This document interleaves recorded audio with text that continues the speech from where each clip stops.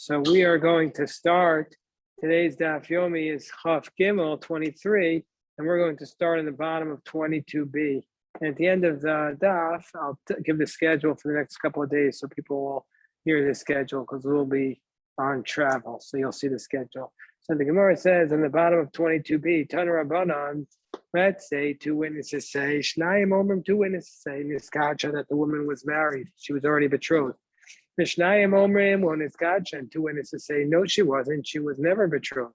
Harezu otinase. So she's not able to get married because they say, we believe the witnesses who say she was betrothed to somebody else. But if she marries somebody else, then she doesn't have to leave that marriage. But Shnayim Omrim Niskarsha, but if two women say she was divorced, two witnesses say she was divorced, Mishnayim Omrim one Niskarsha, and then two witnesses say, no, she was never divorced. She's still married to the first guy. Then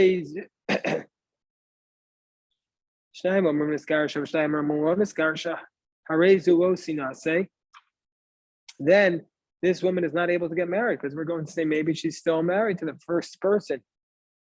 The MD says, but in this case, if she got married, they say she needs to leave it. So in the case of the Kedushin, if she got married, she doesn't leave the marriage. But in the case of the divorce, if she got married, she has to leave the marriage. So on top of 23a, the Gemara asks the question, why in the first clause in the case of the Kedushin do we say she doesn't have to leave the marriage if she got married? Where in the case of the divorce, we say do we say even if she got married, she has to end up getting divorced. She has to leave the marriage. So Abaye explains, just like the Abaye gave in yesterday's daf, Abaye says that the scenario here is we're talking about one witness. There's only one witness testifying. One witness said she was betrothed, but what was the status quo? The status quo was that she was not betrothed. And one witness saying she was not betrothed. So therefore, so it's not really one against one. Why not? Because Travaya Bipnuya Kamasadi, because both of them are testifying about a woman who they said the presumptive status quo was that she was unmarried. So really it's one against two because the status quo is the equivalent of two witnesses. And so therefore, so therefore the one person who comes along and says she was betrothed, that person is just one. And one witness, and we're not going to have one witness defeating the two witnesses who say she was never betrothed, and therefore, if she gets married, she doesn't have to leave the marriage. But in the concluding clause, one witness says she was divorced. One witness says no, she was never divorced. But both of them agree. They're testifying about a woman who was married. So the presumptive status was that she was married. So now the one who says she was divorced, so the one who says she's divorced is just one witness, but he's going against the status quo. And we're not going to allow one person going against the other witness who's representing the status quo is the equivalent of two. And so therefore we're going to assume she's not divorced, and therefore if she got married, she'd have to leave the marriage. That's the answer of Abaye, similar to his answer from yesterday. Rashi says, about Rav Ashi says, no, it's really two and two. But reverse the cases, meaning to say in the case of the betrothal, if she ended up getting married, she has to leave, but in the case of divorce, she doesn't have to leave. Why? Because what's the case? Let's go through the scenario. Shnayim Omrim Rayinuha, and this is a great case. Two people say, we saw her that she was betrothed. Vishnayim Omrim Lo Rayinuha, and two say, we never saw her get married. So we never saw her get married. She's not allowed to marry somebody else. And if she gets married, she has to leave because we're going to give priority to the people who say she was married. Because the other two people say we never saw her get married. So big deal. You weren't invited to the wedding. That's why you didn't see her get married. What is it? That's not a proof that you didn't see her get married. You don't know everything going on in the world. So of course, in that case, she has to leave the marriage. And the rest is Pshita. Isn't this obvious? Laura, the fact that they didn't see that she got married, that's not any proof. So there's only witnesses that say she was married. You can't give witnesses that say we didn't see her get married. And Gemara says, no. They're all living in one courtyard. These two witnesses live in the same courtyard as her. And Mount the Tamer, they all live on the same block in Kent Mill, so to speak. So you might have said in Isa, the Niskadsha, if this girl got married, you might have said Kala Isla Mill. So there would have been a they would have known, there would have been a hawk. They would have known about it. Kamash Malon, no, we see from here that women can get betrothed in secret, people can not secret in private, and just because she got married, you wouldn't necessarily know. That's what it's teaching us. And so therefore, for this reason, nevertheless, if she gets married, she doesn't she has to leave the marriage, because the fact that these two witnesses don't know isn't enough to say she wasn't married. So the Gemara says, so if she got betrothed, if the two witnesses say she was married and then she married, she has to leave. But what about the case of the divorce? So the case of the divorce is Seifa Shnayim Omrim Ra'inua. Two people say we saw her that she got divorced. Shnayim Omrim Lo Ra'inua Shenitzkasher. The two other people say we didn't see her that she got divorced. Harezu Lo Sinase. Well, this under these circumstances she can't get married. We assume she was married, and so she's still married, and she can't marry somebody else. But if she got married to somebody else, she doesn't have to leave. My Kamash, and what's it teaching us? Because it's teaching us that we believe the people who say she got divorced. I mean, it's teaching us that even though she lived in the same courtyard with the people who say she didn't get divorced, then she doesn't need to. We say that they didn't know anything, and she doesn't have to leave the marriage. We trust the witnesses who say she was divorced. The Gemara says, well, this is the exact same thing as the case of the Kedushin. Isn't this the exact same thing as the Kedushin? That it's the exact same thing. That Lo Ra'inu ain't right. The fact that we didn't see it is not a proof. So the Gemara answers no. It's teaching us Afagav the diary b'chatz the Mal Tema. You might have said Gabi Kedushin. In the case of the marriage, we'll say we believe the witnesses who say she's married and therefore she has to leave, because Gabi Kedushin who Davidi and Shidim Kachi B'tzina, because you might have said by the betrothal, some people get married in private.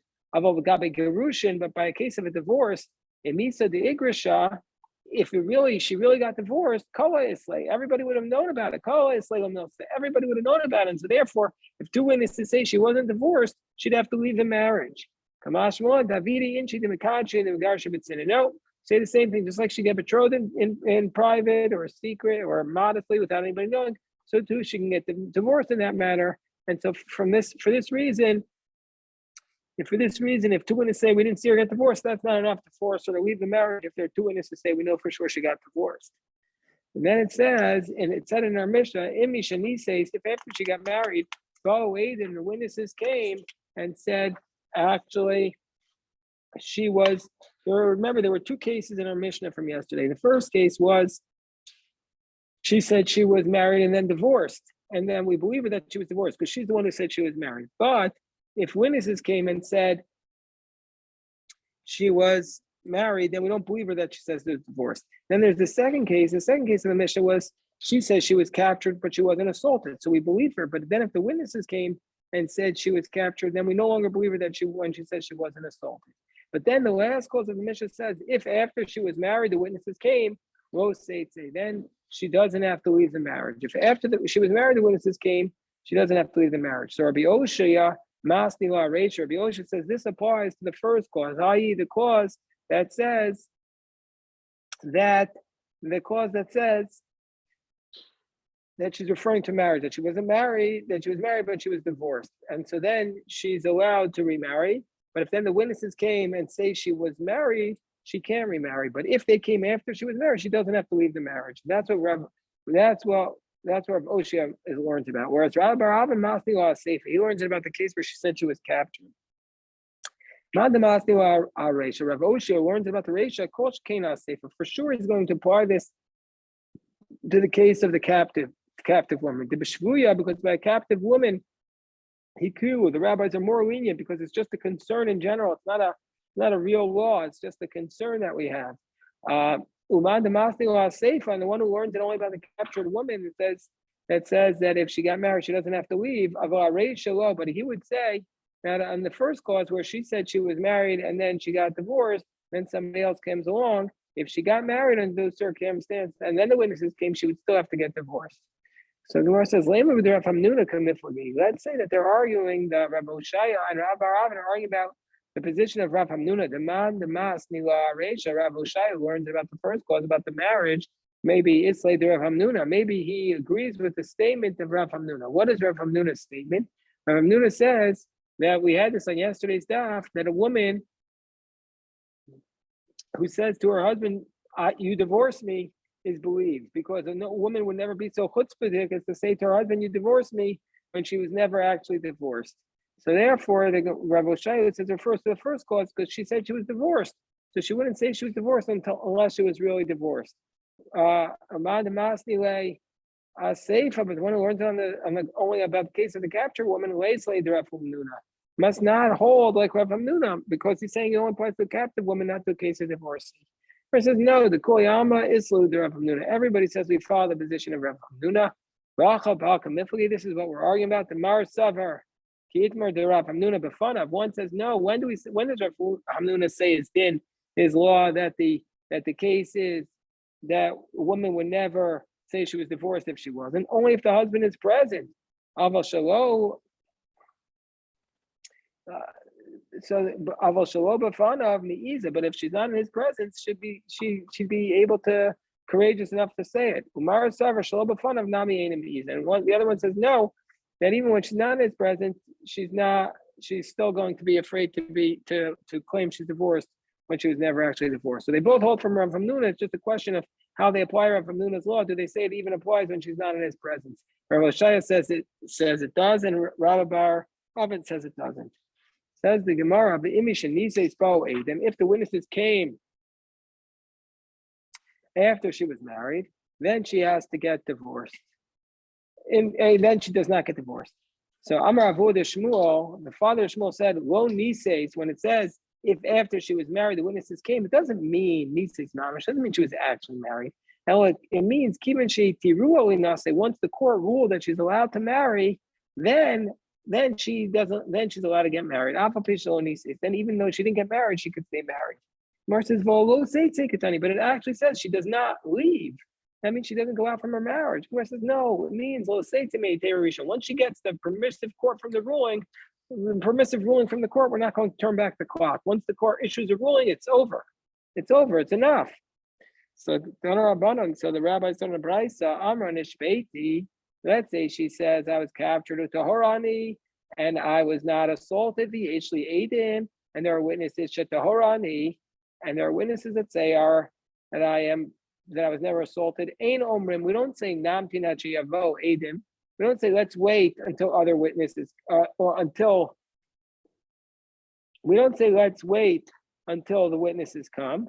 We don't say let's wait until your witnesses come. But we immediately rule that she's allowed to get married. We immediately allow her to get married. Let's say they allowed her to get married, and then the witnesses come and said, and then after the witnesses came, and then the witnesses came afterwards. Hold on, I lost my place. And they said, well, Yadanu, actually, we had no idea whether or not, we weren't really watching her. We don't know that she wasn't violated.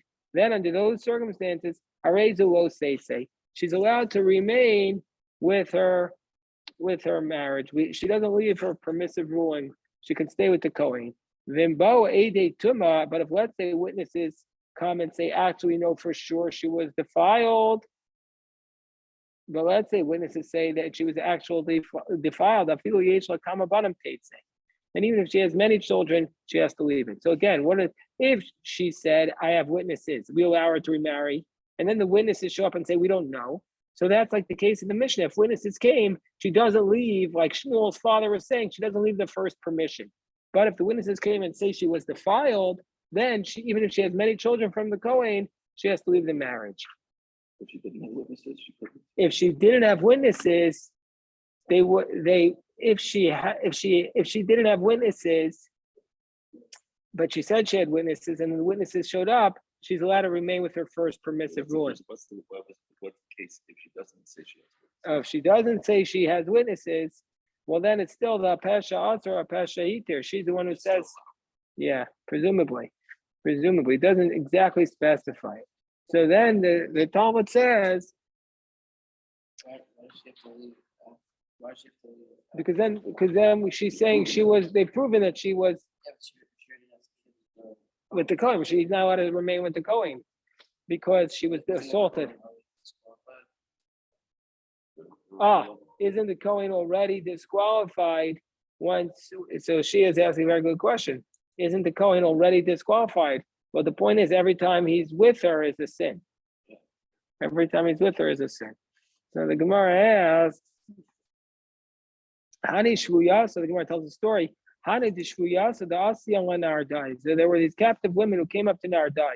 Osi Vavua de Shmuel Niture Badai. So Shmuel's father put some guards around them, I guess, until he could ransom them. So he put some guards around them so that they could ransom them and keep them safe until they ransom. Shmuel says, Va'ada inda mana trina. This is like Shia's question. Who protected them until today? Meaning to say they were assaulted already. So Shmuel's father turned to his son. He says, if they were your daughters, would you say, who cares? They've already been assaulted. You would never speak like that. So, like a verse from Kohelet. It's like a mistake that goes out from the ruler. Once you say it, you can't get it back. Shmuel's own daughters were captured. Skinu Arad Israel, and the captors took them up to the land of Israel. They kept they put the Shmuel's daughters said to their captors, "You stay outside because we want to go in and talk to the court ourselves." But we didn't want the court to know that they were captured because they wanted to say, "We're the Pesha Asar, we're the ones who admitted that we were captured." You wouldn't have known. They went to the base measures of Reb Chanina. This one says, "Yeah, I was captured, but I was never assaulted." And they were lamdins. They learned from Shmuel. They knew how to say the sukkah. Each one said, "I was captured, but I was ritually pure." So they both said. So they were the ones who said it, and they were the ones who allowed it. So it's pesha asa pesha iter. So indeed, sharinu. So indeed, the Bezdin of Rabbi Chanina allowed them to remarry. But so all also shivunayu. So in the end, their captors showed up, exactly like this case. The witnesses showed up, or the captors showed up. Amar Bechanina, banan demorion inun. So he says these women know what they're talking about. These are the daughters of these are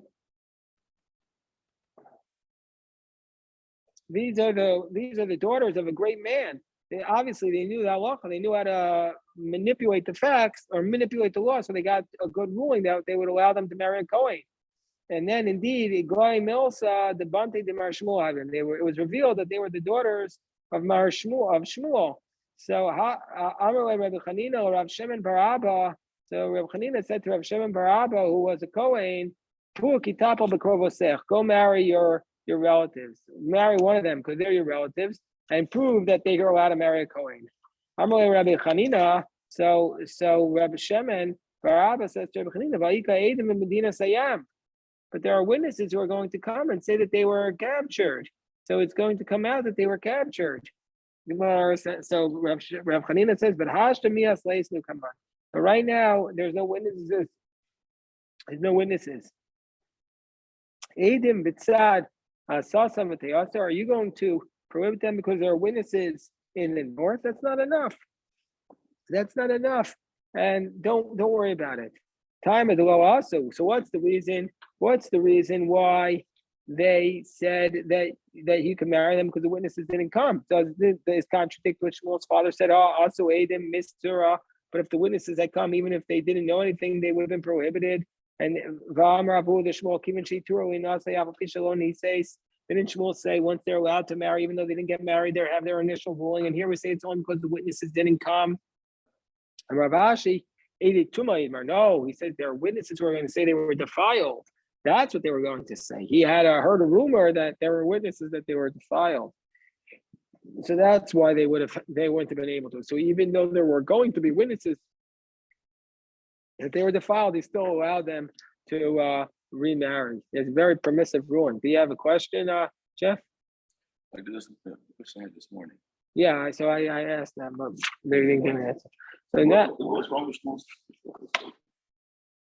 Shmuel's statement, Shmuel said, why do we need to protect them? They're already been violated. Why you want to make sure that they're pure? They've already been violated. So meaning to say he didn't care, he wasn't showing sensitivity that even though they're violated once, they could be violated again and again. He was just looking at it from a purely halachic perspective. And his father said that you wouldn't talk like that if it was your own daughter. And then it was like, you speak like that. We already had this recently. Al tiftach pel satan. Don't encourage a satan to say anything. So it says the Mishnah on the top of Chav Gimel Amud Beis, Shtei Nashim Shenishvu. So there are two women who are captured. Zod Someris, one woman says, Nishbeisi Utahorani. One woman says, yeah, I was captured, but I was never violated. Zod Someris Nishbeisi Vitahorani. And one says, so these two women, they were captured, and the witnesses came and testified that they are captured. So if it's not the Pesha Asr, they're not the ones who are prohibiting themselves. There are other people who are prohibiting them. So each one comes along and says, I'm Tahora, ain't an emanos. We're not going to believe them. Because they're not the ones who told us they were captured. But let's say each one is testifying about their friend, that they were with her the whole time and they saw she was never violated. They're each going to be believed to allow her friend, and they're allowed to be Maria Cohen. Because even a slave is believed to testify about a woman who was captured that she's Tahora, because a woman, when she's captured, is going to make herself look disgusting, to be unappealing to the captors, and so therefore, presumably, they must not have violated her. Tana Rabbana, and the Gemara brings a brayso that discusses these scenarios. Tana Rabbanan, if there was a woman that was captured with her friend, and one of them comes to the court and says, "Ani tmeya the chaverati tahora," I was defiled, but my friend was tahora, and that menace. We believe her about both of those things. We believe her that she's prohibited to marry a Kohen, because we're going to say that a person is believed because we say Shavya Nafsha Chatil Hadisor. She said, this piece of meat is prohibited for me. That's what she's saying. And she's also allowed to allow her friend because a woman is believed about her friend. But let's say she says, I need to ora the chaverity tmeya, ain't in that menace. But let's say she says, I was never violated, but my friend was violated. She's not going to believe about both of these things, because a person is not believed them on their own testimony to say they weren't violated, unless it was a Pesha Atz or Pesha Eater scenario, and also is not believed to say that their friend was violated, because one witness is only believed to allow a person and not to prohibit it. Let's say she says, Ani v'chaverti tmeya. Let's say she says, I and my friend were both violated. She's believed about herself. She's not believed about her friend, because you're not one witness is not enough to say that your friend was violated. Let's say she says, Ani v'chaverti Torah. I and my friend were both not violated. She believed about her friend, but she's not believed about herself. Now the Gemara analyzes these four cases. Amar Mar, I need Torah v'chaverti tmeya. I was Tahura, my friend was tmeya. She's not going to believe, so she's going to be tmeya, and her friend is Torah. What's the scenario that we get to this case? Either way, and if there is no witnesses, then atzma, then why is she not believed to say that she's Tahora? Why is she not believed to say that she's Tahora? Nishpeiti Tahora Nikamer. She says I was captured, I'm Tahora. So it must be Pshita Dika Adim. It must be that there were witnesses that they were captured. But so that's in the first scenario. There must have been witnesses that they were captured. But what's the second clause? Ema Mitzia. So what's the next clause? Where she says, Ani v'chaverti tmeya. I and my friend were both tmeya. Okay, so Nemenes but she's believed to say she's Tmeya. She's not believed to say her friend is Tmeya, but her friend must be Torah. If there are witnesses that say she was captured, why is she not believed to prohibit her friend? For sure, her friend will be prohibited on the basis of the witnesses who say she was captured. And so this implies when she says, there must be that there were witnesses there. So in the first case, we had said that there were witnesses, and now in this case where she says she's not believed about her friend, it must be that there were no witnesses. Because if there were witnesses, she would have been believed. So it must be that there were no witnesses in this second case. And now we get to the third, to the lake agent. So in this middle case, there's obviously no witnesses. But Ema Seifa, what about the third case? She says, Ani v'chaverati tahora. I and my friend are both tahora. Neither one of us was violated. Namanas al chaverta. She's believed about her friend. Aina namanas al asma. She's not believed about herself. Ida leika edim. There's no witnesses. She should be believed about herself. Apasha asra apasha iter. So it must be Abshita. It must be then in the third case, Ika Edim, there are witnesses. So you mean to say, Reish of a Sefer Ika Edim, the first cause and the last cause, and there were witnesses who testified that they were captured, and also the Lake Edim. In the middle case, there were no witnesses. The Gemara doesn't usually like to take that approach, to break down the Brisa like that. Amar Abai in. Abai says that's exactly what's going on here. Reish of a Sefer Ika Edim, also the Lake Edim. The first and the last cause, there were witnesses who testified that they were captured, but in the middle case, there were no witnesses. So that's the Abai's answer, but it's darchik. It's forced to say that. Therefore, Rav Papa says, Kula Ika Edim. The Ika, so in all these cases, there are witnesses. The Ika Eid Echad the Ka'apa. And there is one witness that testifies against her words. Meaning to say, in all these cases, there were witnesses. What about the middle case where she says, I and my friend were both Tameya? She's believed about herself and she's not believed about her friend. But if there were witnesses, why is she not believed about her friend that her friend is Tamei? Her friend would have anyway been not allowed because there were witnesses, and her friend would basically, therefore, the assumption is she was assaulted. So we say that price is there were witnesses that she was captured, but there's one witness who testifies against what she's saying. And the Gemara is going to explain it as follows. Amra, if one of the captured women says, Ani Tmeya v'chaverti Torah, one of the captured women says, I was Tmeya and my friend was Tahora, v'amra eid echad, and the one witness says the opposite, A Torah v'chavercha Tamei, yeah, and the other one witness comes along and says, actually, you were Tahora and your friend was Tmeya, Yeshaviso nafshacha tichadu surah, v'chaverta mishtarya pumadida. In that case, she herself is going to be prohibited, but her friend will be allowed on the basis of her testimony. Now, let's say,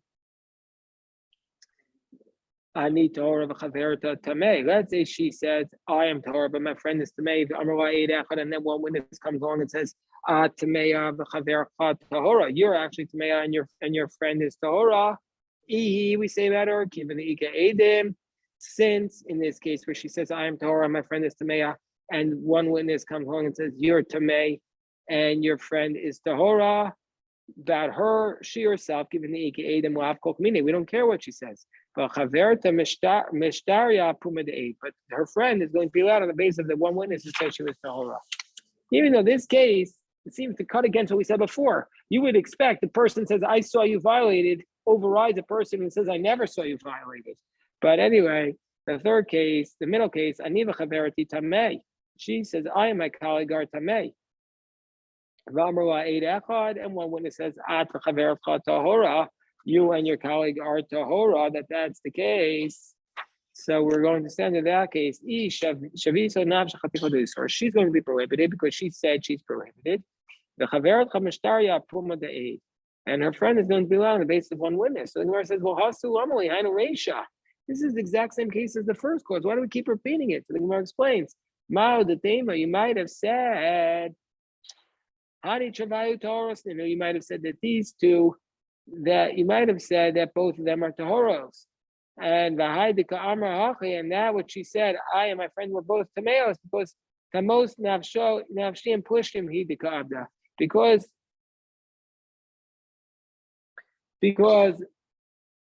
she'd rather they both become prohibited than if she's going to be prohibited, she wants her friend to also be prohibited. And since she didn't have a way of becoming permitted, she said, I want to both be prohibited. You might have thought that they're really both Tehoros. And